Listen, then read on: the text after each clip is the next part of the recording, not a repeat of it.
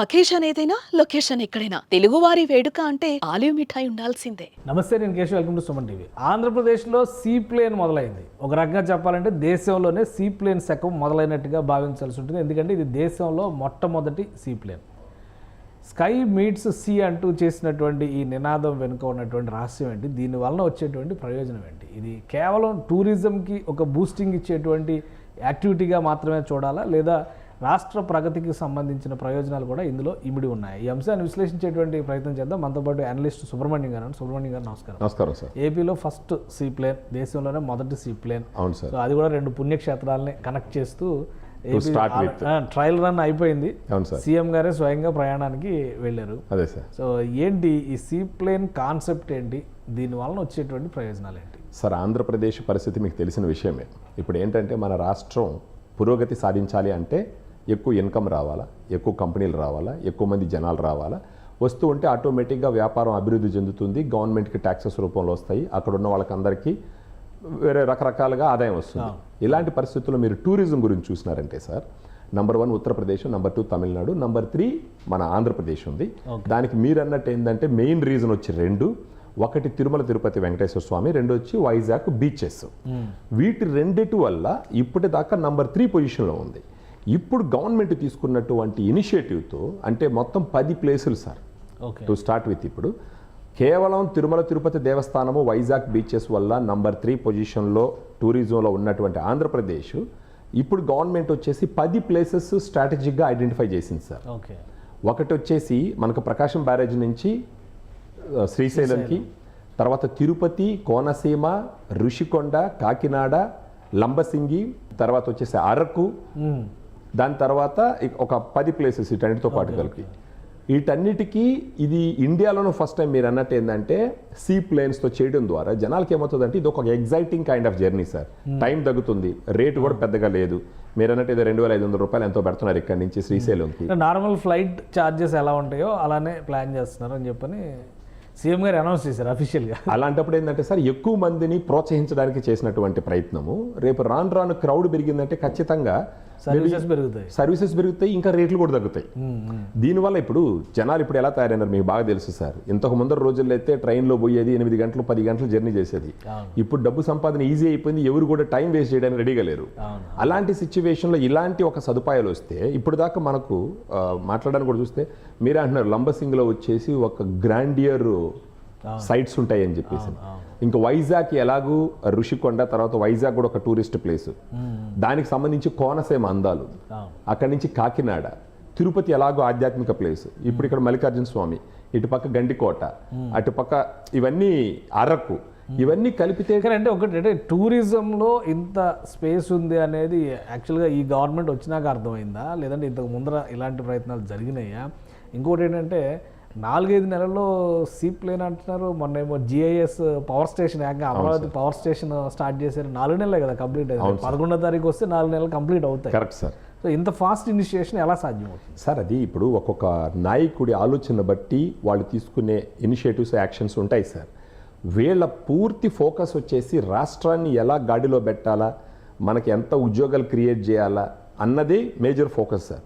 రాజకీయాలు secondary focus, major focus వచ్చేసి జనాలు అది క్వాలిటీ ఆఫ్ లైఫ్ ఎలా పెంచాలి, వాళ్ళ అర్నింగ్స్ ఎలా పెంచాలని ఆలోచనలు ఉన్నప్పుడు నాకు తెలిసి ఆ నిద్రపోయేటప్పుడు ఒక్కసారి చంద్రబాబు నాయుడు గారు అప్పుడు కూడా ఏదో ఒకటి ఆలోచిస్తూ పడుకుంటారో నాకు తెలియదు సార్. యాక్చువల్గా మీరు అన్నట్టు ఏంటంటే నిన్న మన ఒక వీడియో కూడా రోజుకు ఒక ఇనిషియేటివ్ తీసుకుంటున్నారు వీళ్ళని చెప్పేసి ఒక ప్రేక్షకుడు ఇది పెట్టడం చూసిందనమాట.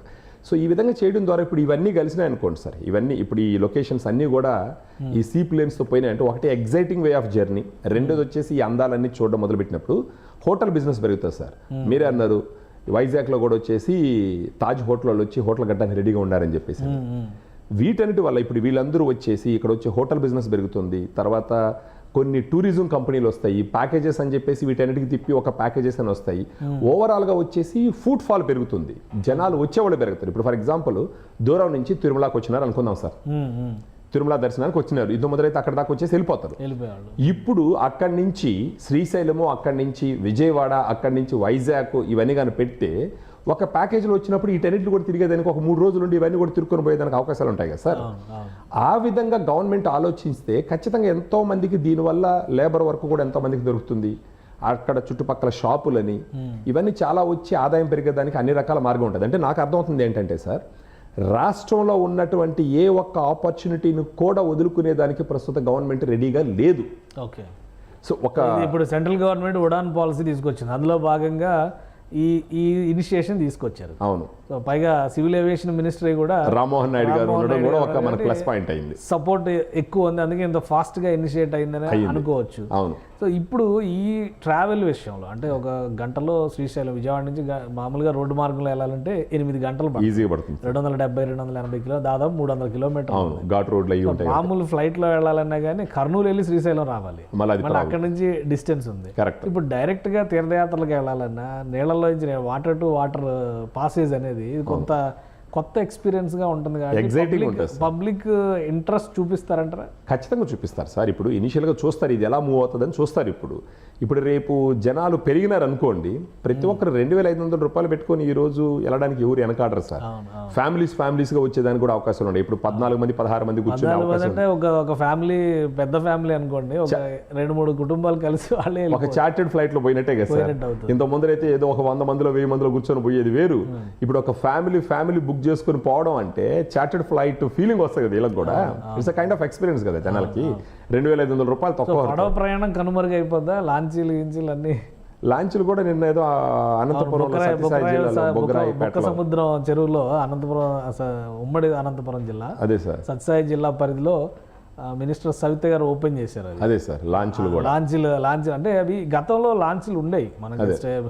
నాగార్జున సాగర్ నుంచి శ్రీశైలం దాకా లాంచీ ప్రయాణం ఉండేది కదా. ఇప్పుడు అవన్నీ పోయి సీప్లేన్స్ రీప్లేస్ చేసే అవకాశం ఉంటుంది. టైమ్, ఈ డిస్టెన్స్ విషయాల్లో దృష్టిలో పెట్టుకొని అంటే 2 రకాలుగా చూసుకోవచ్చు సార్. ఇప్పుడు ఆ నదుల అందాలు చూస్తూ పోవాలనుకున్న వాళ్ళు టైం అయినా పర్లేదు, ఈ నదుల అందాలు ఆస్వాదించాలనుకునే వాళ్ళు ఖచ్చితంగా ఈ లాంచ్ల ద్వారా సందర్శించడానికి ప్రయత్నిస్తారు.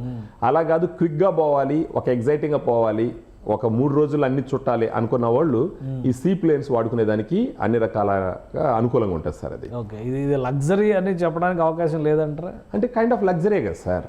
ఇప్పుడు మామూలు అంటే లగ్జరీ అంటే మనం ఆ ఫ్లైట్లతో పోల్చడం యాక్చువల్గా. ఇప్పుడు ఏమో సార్, ఇప్పుడు ఎలాగూ శ్రీశైలం పోవాలి అంటే ఎవరైనా సరే, ఇప్పుడు ఒక మంచి ఏసీ బస్సులో పోవాలన్నా కానీ 1000 రూపాయలు లేనిదే విజయవాడ నుంచి అక్కడ పోరు. ఇంకొక 1000 రూపాయలు 1500 పెట్టుకోవడం ద్వారా గంటలో పోయేసి వచ్చేస్తాం అనే అవకాశం ఉన్నప్పుడు అందులో ఇది ఒక ఎగ్జైటింగ్ ఫీల్ అవడానికి ఉంటుంది, ఎగ్జైటింగ్ గా కూడా ఉంటుంది ఈ జర్నీ. టూరిజం కి ఇది ఒక పెద్ద బూస్ట్ అనుకోవచ్చు. 100% సార్. ఇండియాలోనే ఫస్ట్ టైం సీ ప్లేన్స్ వచ్చినప్పుడు ఇప్పుడు మీరు ఒకటి గమనించండి సార్, ఈరోజు దీన్ని ఇనాగ్రేట్ చేసినారు. ఇండియా మొత్తం మీద ఖచ్చితంగా ఇప్పుడు ఆంధ్రప్రదేశ్ గురించి డిస్కషన్ జరుగుతూ ఉంటుంది. అంటే ఇండియాలో ఫస్ట్ టైం సీ ప్లేన్స్ ఏపీలో స్టార్ట్ చేసినారు, ఈ పాయింట్స్ అని కనెక్ట్ చేస్తూ అని. ఈ విధంగా మన ఒక రాష్ట్రం ఫర్ గుడ్ రీజన్స్ వచ్చి వార్తల్లో నిలిచింది అని అంటే ఎంతో మంది ఇన్వెస్టర్స్ని అట్రాక్ట్ చేసేదానికి ఉంటుంది. ఫర్ రాంగ్ రీజన్స్ నిలిచిందంటే అది వేరేగా ఉంటుంది. ఏదో బూతులు అడుక్కున్నారనో లేకపోతే ఎవరినో ఏదో కొట్టినారనో, ఆ రాంగ్ రీజన్స్ అమ్ముకున్నారనో, మాదక ద్రవ్యాలు దొరికినాయి, ఏడాడో గంజాయి దొరికితే అక్కడెవడో దొరికినాడనో, లేకపోతే ఇక్కడికి కొకైన్ వచ్చింది షిప్లో అనేసి ఆడాడో దొరికినాడనో, ఈ రాంగ్ రీజన్స్ ఉండడం వల్ల ఇంకా ప్రతిష్ట దిగజారిపోయే అవకాశం ఉంది. కానీ ఇప్పుడు ఇంకో రకంగా కూడా చూడొచ్చు సార్, ఈ ఆధ్యాత్మిక ప్లేసెస్ను కూడా ఇప్పుడు స్టార్ట్ చేయడం శ్రీశైలంకి స్టార్ట్ చేయడం కూడా శ్రీశైలంకి వెళ్ళే భక్తులు ఫుట్ ఫాల్ ఇంక్రీజ్ చేసేదానికి కూడా అవకాశం ఉంటుంది సార్. కనెక్టివిటీ కూడా పెట్టారు. ఎందుకంటే విజయవాడ నుంచి ఈ సీ ప్లేన్ లో వెళ్ళి శ్రీశైలంలో పాతాళగంగ దగ్గర దిగిన తర్వాత అక్కడి నుంచి రోప్ వేలో మళ్ళీ శ్రీశైలం దేవుడి దగ్గరికి వెళ్ళేటువంటి ఫెసిలిటీ, రోప్ వే కూడా ఉపయోగిస్తారు అక్కడ. అంటే ఇప్పుడు చూడండి, ఒక గ్రేట్ ఎక్స్పీరియన్స్ అంటే దేవుడి దగ్గరికి పోతూ కూడా ఒక first of it's kind experience ఇవ్వడానికి గవర్నమెంట్ ట్రూ కార్పొరేట్ లాగా ఆలోచిస్తుంది సార్ ఇప్పుడు. And that is the era now. ఇప్పుడు గవర్నమెంట్స్ కూడా ఒక కార్పొరేట్ లెవెల్లో ఆలోచించి ఒక మంచి మార్కెటింగ్ థాట్స్తో, అది కాకుండా అందరికీ అందుబాటులో ఉండే విధంగా చేస్తే ఇప్పుడు ఎక్కువ మంది పెరిగినారనుకోండి సార్, ఖచ్చితంగా ఆదాయం పెరుగుతుంది కదా రాష్ట్రానికి. ఇప్పుడు నంబర్ 3 పొజిషన్లో ఉంది. ఇప్పుడు ఇవన్నీ కలిపినారు, వీటన్నిటిని కలిపి కొంచెం మళ్ళీ ఇంకా షేర్ పెరిగిందంటే నంబర్ 2 పొజిషన్కి నంబర్ 1 పొజిషన్కి వచ్చే అవకాశాలు కూడా ఉంటాయి కదా. ఇప్పుడు యూపీ, తమిళనాడు ఉంది సార్. అక్కడ కూడా పిలిగ్రిమ్ టూరిజం ఎక్కువ, అంటే టెంపుల్ టూరిజమే ఎక్కువ, దేవాలయాలు ఎక్కువ కాబట్టి. కరెక్ట్. అందువల్ల వచ్చింది. ఇప్పుడు అయోధ్య వచ్చినాక అది ఇంకా అయోధ్య వచ్చిన తర్వాత ఎక్కువైంది, తర్వాత కాశీ, తర్వాత ఆగ్రా, ఇవన్నీ కలిపి అక్కడ వచ్చింది. సో అది ప్రపంచంలోనే గొప్ప దేవాలయం మనకు తిరుపతిలో ఉంది. దానివల్లే మనం ఇప్పుడు దాకా కూడా నంబర్ 3 పొజిషన్లో ఉన్నాం.